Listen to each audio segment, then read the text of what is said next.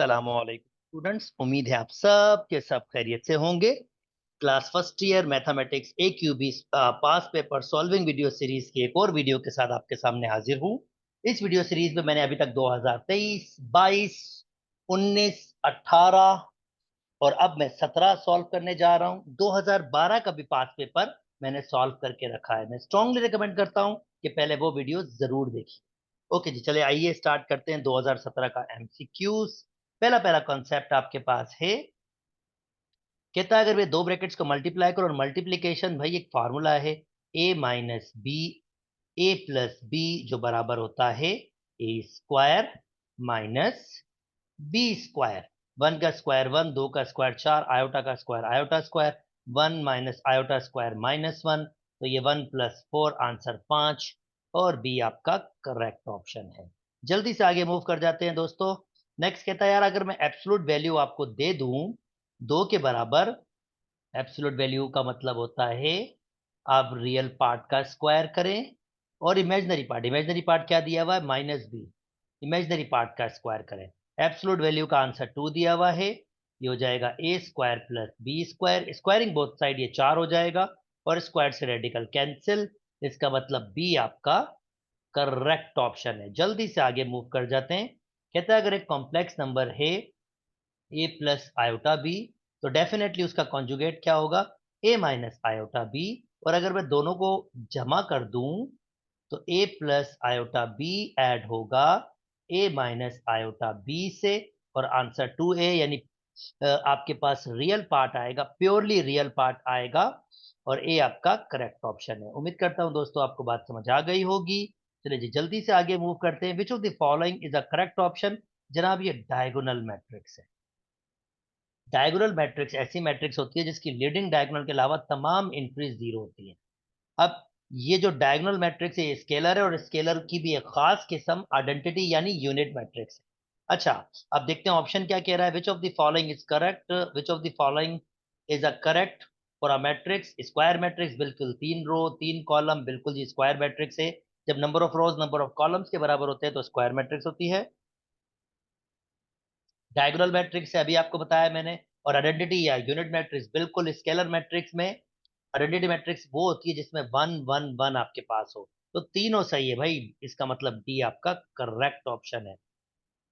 अच्छा जी, कहता है अब मुझे इसका डिटरमिनेंट फाइंड करना है। जब भी आपके पास डायगोनल मैट्रिक्स हो और उसका डिटरमिनेंट फाइंड करना हो तो खाली उसके लीडिंग डायगोनल्स को मल्टीप्लाई कर दे, आंसर आपका वन आएगा। इसका मतलब सी आपका करेक्ट ऑप्शन है, ध्यान में रखिएगा, लीडिंग डायगोनल। हाँ ओके।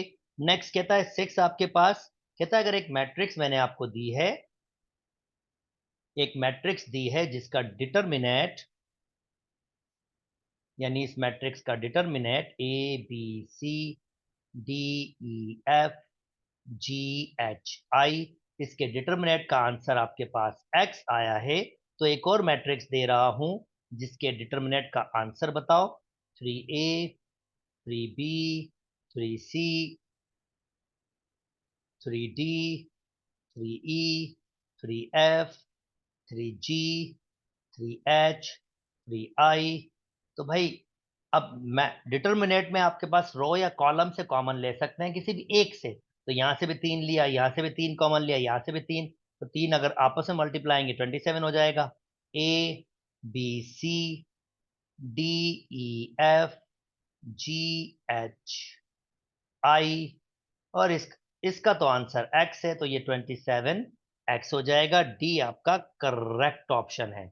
जल्दी से मूव कर लेते हैं। कहता है भाई the minor element of second row and third column, second row and third column यानी इसका second row and second column, sorry second रो,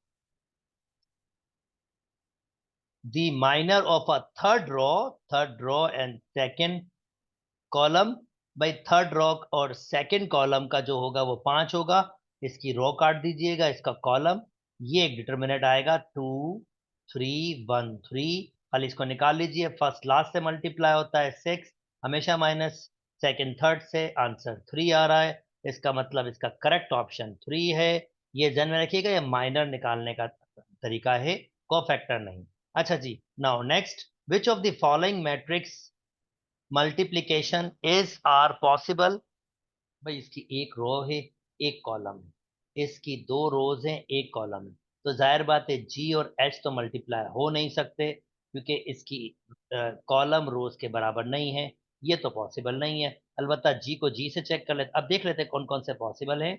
ये ऑर्डर दिया हुआ है, जी स्क्वायर का मतलब जी मल्टीप्लाई बाय जी, तो जी का ऑर्डर कितना है, एक रो एक कॉलम।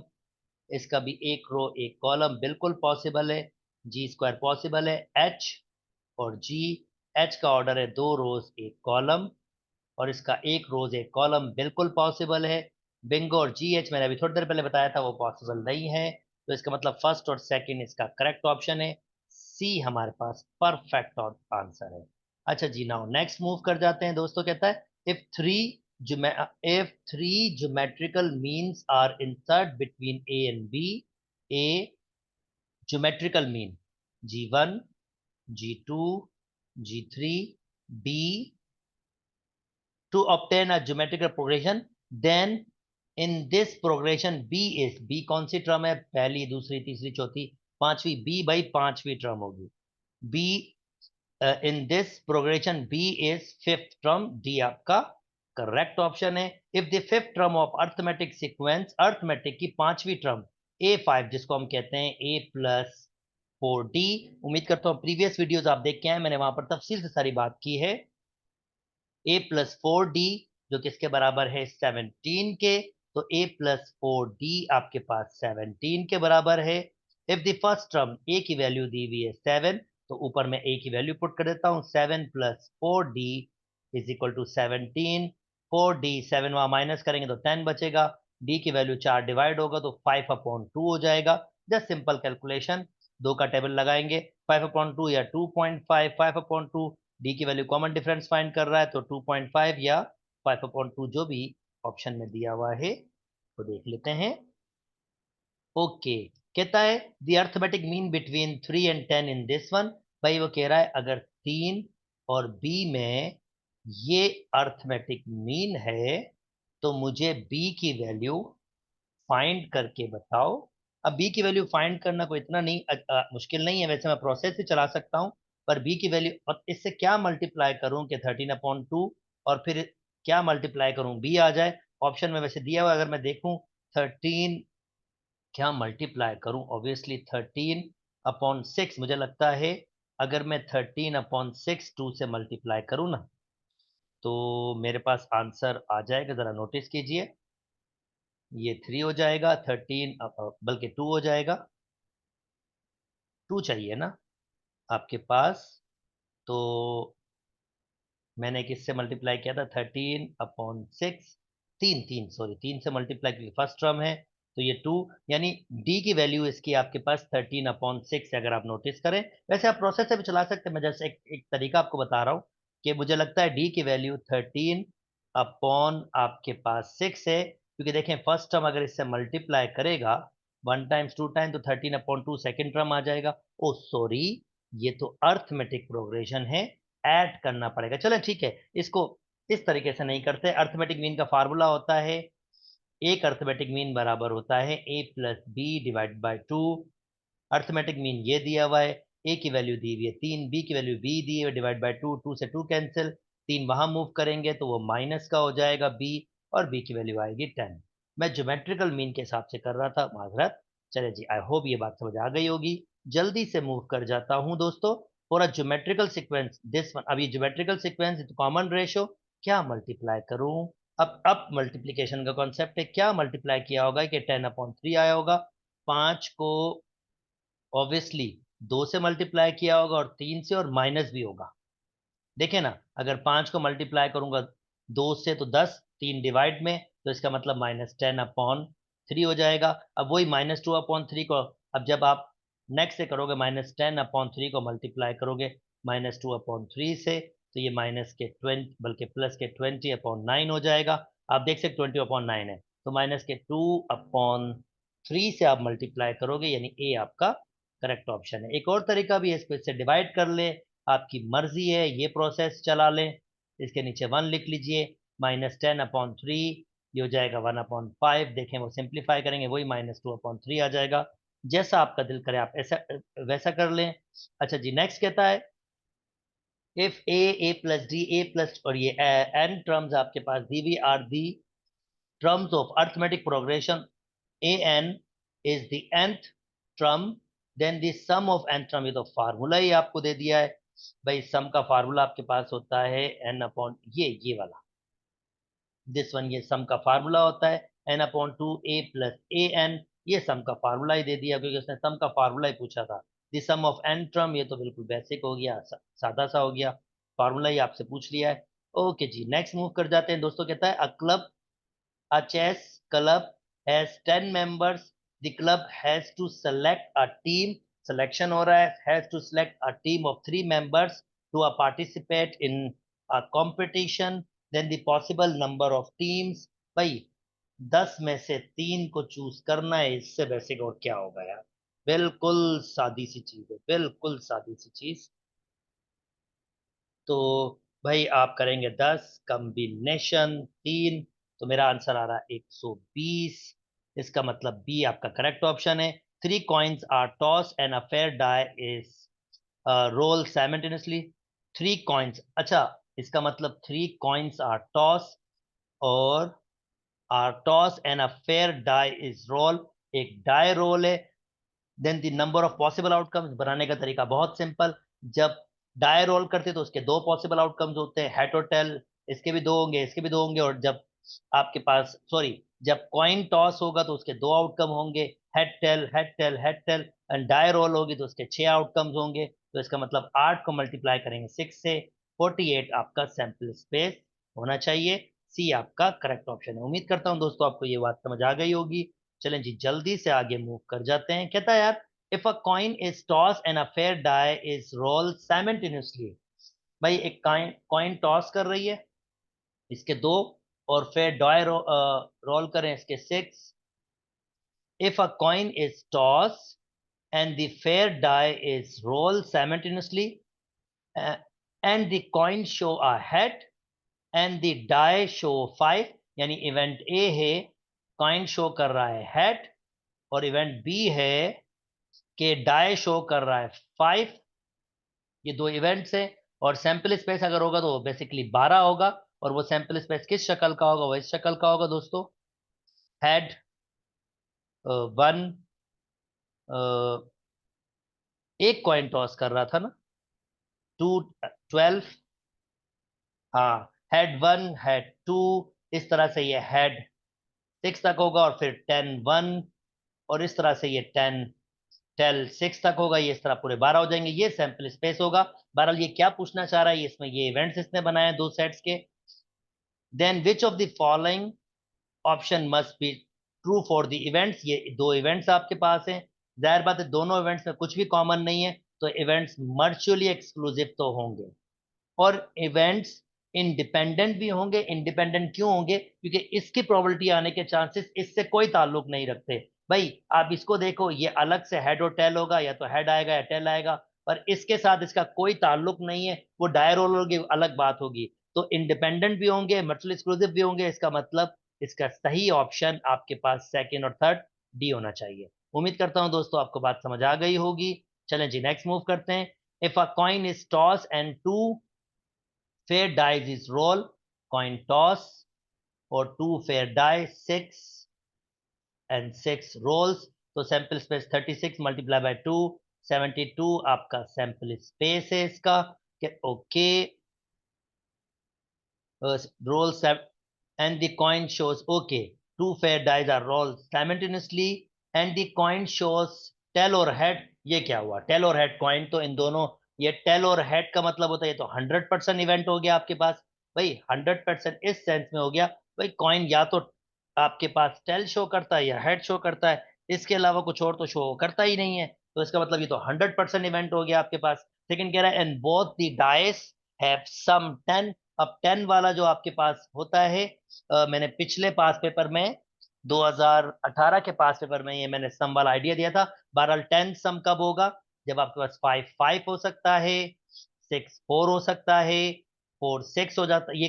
ये डाई रोल हो रहे हैं जिसमें एक 5 और दूसरा 5, फिर 6 और 4, 4 और 6, इन तीन के अलावा मेरा नहीं ख्याल कोई और आपको 10 बनाएंगे, चाहे किसी भी कंडीशन हो, ये तीन आपके पास हो सकते हैं। तो कह रहा है and the coin shows a tail or head or both the dice have the sum 10 in their faces, then the probability of a event क्या है आपके पास, या तो टेल और हेड दे, ये तो 100% है। इसका मतलब अगर मैं ये कह रहा हूं इवेंट टेल और हेड, और दूसरा क्या कह रहा है एंड बोथ, यानी प्रोबेबिलिटी ऑफ टेल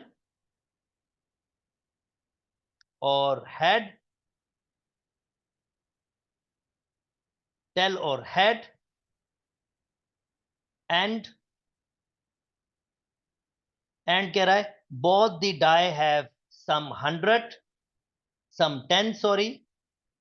तो इसका मतलब ये बराबर होगा प्रोबेबिलिटी ऑफ टेल और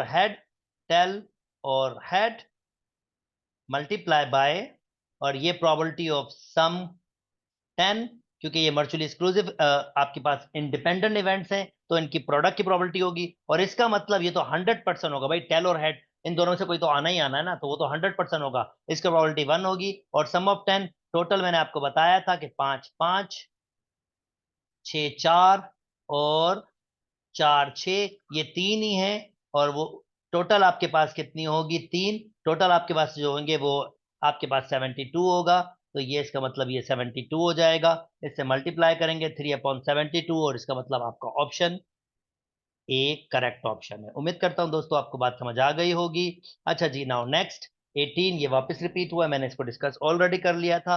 कहता है by method induction to prove this one equal to this one for the k plus one term. भाई के प्लस वन टर्म कैसे बनाते हैं, सिंपल, यहां ये इसकी के टर्म उठाते हैं, इसमें के की जगह आप पुट करते हैं के प्लस वन, तो के की जगह के प्लस वन पुट कर दिया, और ये टर्म आप दोनों जगह ऐड करते हैं। तो इसने कहा कि व्हाट शुड बी एडेड, तो क्या ऐड करेंगे, के प्लस वन पावर थ्री, यानी बी आपका करेक्ट ऑप्शन है। जब भी आप बनाते हैं यहाँ की जनरल टर्म उठाते हैं और उसमें के प्लस वन पुट करते हैं और फिर दोनों साइड पर ऐड करते हैं, ये तीसरा स्टेप होता है इंडक्शन का। उम्मीद करता हूँ दोस्तों बात समझ आ गई होगी। अच्छा जी, अब इसको ओपन करना है यार, ये 1 + x पावर n होता है 1 + nx + n n-1 x² upon 2 factorial. I think ये दो बहुत रहेंगे, तो 1 + x की वैल्यू x ही है, n की वैल्यू -2 है, तो यहाँ -2 देना होगा, -2x, फिर -2, फिर -2 -1 तो -3 हो जाएगा, x की जगह x² हो जाएगा, 2 फैक्टोरियल, ये तो खत्म हो गया। तो 1 - के 2x, और ये प्लस के 3x² होगा, and so on. 1 - 2x plus 1 - 2x + 3x², यही एक ऑप्शन बनता है, ये हमारा ए ऑप्शन ठीक है। उम्मीद करता हूँ दोस्तों बात समझ आ गई होगी। चलिए जी, कोऑर्डिनेट ज्योमेट्री की दुनिया में चलते हैं, क्वाड्रेटिक क्वेश्चन की दुनिया में चलते हैं। कहता है इसका आंसर बता दो। Okay, 2x² + x = 0, x common ले लें, 2x + 1 = 0, एक आंसर आएगा 0, दूसरा आएगा 2x + 1 = 0 अलग से, और x =(-1/2)। 0 - 1/2 डी आपका करेक्ट ऑप्शन है। चले जी आगे मूव कर जाते हैं दोस्तों। कहता है the nature of a root के लिए b² - 4ac करते हैं। a की वैल्यू b की वैल्यू 2 है, तो 4 - 4, a की वैल्यू 2 है, c की वैल्यू 3, 4 - 8 3 जा 8 3 जा 24, answer -20 which is less than 0। इसका मतलब कॉम्प्लेक्स एंड अनइक्वल आपके पास होता है। उम्मीद करता हूं कि आप दूसरे मेरे पास पेपर देख के आ रहे हैं, क्योंकि मैंने वहां पर थ्योरी आपको एक्सप्लेन की है। 2012 देखेंगे तो मैंने हर चीज को बहुत डिटेल में एक्सप्लेन किया है, उसके बाद मैंने हर वक्त एक्सप्लेनेशन की। अब क्योंकि मैं 2017 में पहुंच चुका हूं, तो मैं कुछ चीजों को डायरेक्ट देख रहा हूं आप, और मैं ये अज्यूम कर रहा हूं कि आप लोगों ने मेरे सारे पास पेपर सॉल्व देखे होंगे। The solution of equation this one, x - 1/x is equal to, अब इतना लंबा चौड़ा करने से बेहतर है कि, क्योंकि स्क्वायरिंग बोथ साइड करना होगा, ठीक ठाक लंबा चौड़ा हो जाएगा, इससे बेहतर है कि वैल्यूज पुट करें। अगर मैं यहाँ 0 पुट करूंगा तो अनडिफाइंड होगा, ये तो हो नहीं सकता। 1/2 पुट करूंगा, 1/2 - 1/4 रेडिकल, देखता हूँ आंसर 1/2 के बराबर आता है। तो इन दोनों का एलसीएम 4, यहाँ पर 2 आएगा, 2 - 1 1/2, बिल्कुल 1/4 1/2 के बराबर होता है। ये ऑप्शन 1/2 वाला ठीक है। अब 1/2 तो मैंने पुट किया है, ठीक है। अब डी में 1/2 भी है और -1/2 पर -1/2 पुट करूंगा तो कॉम्प्लेक्स आ जाएगा। तो इसका सिर्फ बी ऑप्शन सही है, बी के अलावा और कुछ भी सही नहीं। अच्छा जी, जल्दी से मूव कर जाते हैं। और कहता है alpha plus beta this one and this one, तो इसकी वैल्यू भाई 1/α प्लस 1/β को मैं लिख सकता हूँ। एलसीएम अगर मैं ले लूँ अल्फा बीटा, तो बीटा यहाँ मूव कर जाएगा, अल्फा यहाँ, यानी इसको निकालना है। अल्फा प्लस बीटा -3 के बराबर दिया हुआ है, अल्फा बीटा 2 के, तो -3/2, -3/2 सी आपका करेक्ट ऑप्शन है। जल्दी जल्दी दोस्तों आगे मूव कर जाता हूँ।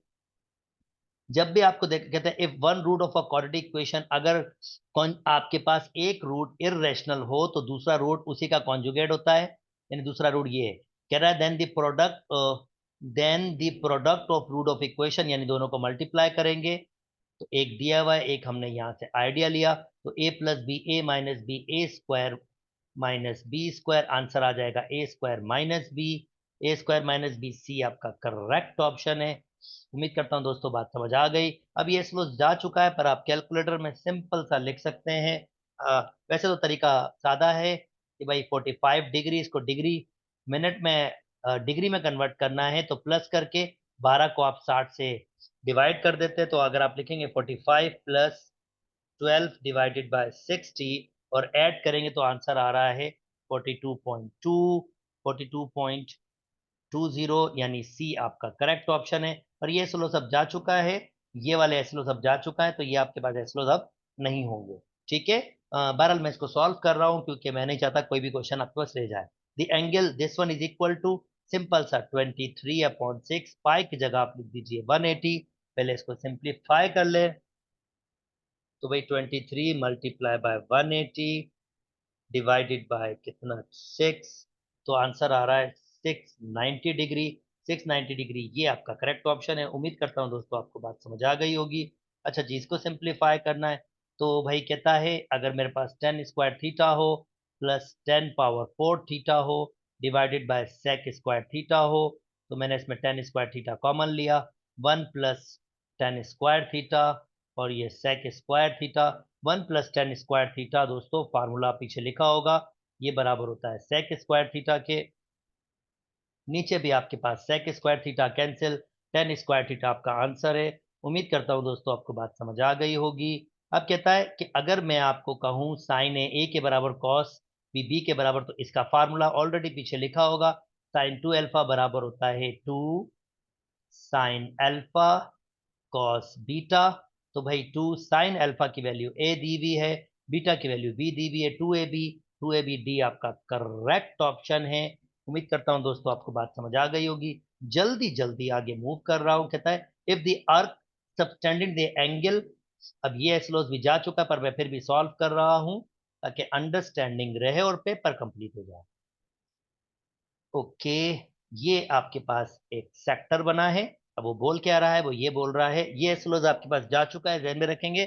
करंटली अब ये स्लोज मौजूद नहीं है, अब तो आप चाहें फर्स्ट ईयर वाले इसको स्केप कर सकते हैं।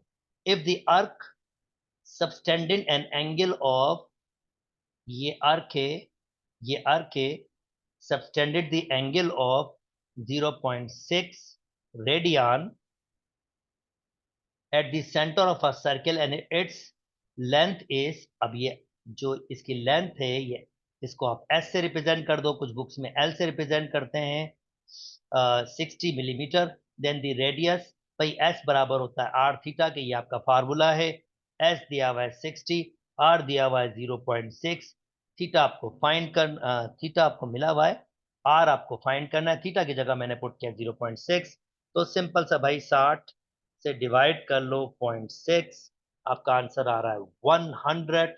तो रेडियस आपके पास 100 मिलीमीटर हो। ठीक है, 100 मिलीमीटर, एंगल के मिलीमीटर में था और यूनिट मिलीमीटर में था, इसलिए वैसे मैंने मिलीमीटर दिया। ओके जी, ये भी चला गया। वापस आ जाइए फर्स्ट ईयर वाले, अब आपका सिलेबस वापस आ गया है। फॉर अ ट्राइंगल, ये ट्राइंगल दिया हुआ है, वैल्यूज दी हुई है, तो आपसे क्या फाइंड करना है, ए की वैल्यू फाइंड करना है अप्रोक्सीमेट। जनाब ए के अपोजिट स्मॉल ए होता है, तो आपको ए की वैल्यू फाइंड करनी कहता है। For a triangle if b is equal to 10, ये बी की वैल्यू है, बी के अपोजिट बी होता है, और साइन अल्फा की वैल्यू दी हुई है 0.3, साइन बीटा की वैल्यू दी हुई है दिस वन। तो भाई एक ही फार्मूला आपके पास यहाँ मुझे नजर आ रहा है, A law of sine, A upon sine alpha is equal to B upon sine beta. आपको ए की वैल्यू फाइंड करनी है, ए अपॉन साइन अल्फा की वैल्यू दी हुई है 0.39, बी की वैल्यू 10 दी हुई है, साइन बीटा की दी हुई है 0.99। तो आप क्या करें, 10 से मल्टीप्लाई कर दें 0.39 और डिवाइड कर दें 0.99 से। देखिए आपका आंसर क्या बन रहा है, 10 मल्टीप्लाई बाय 0.39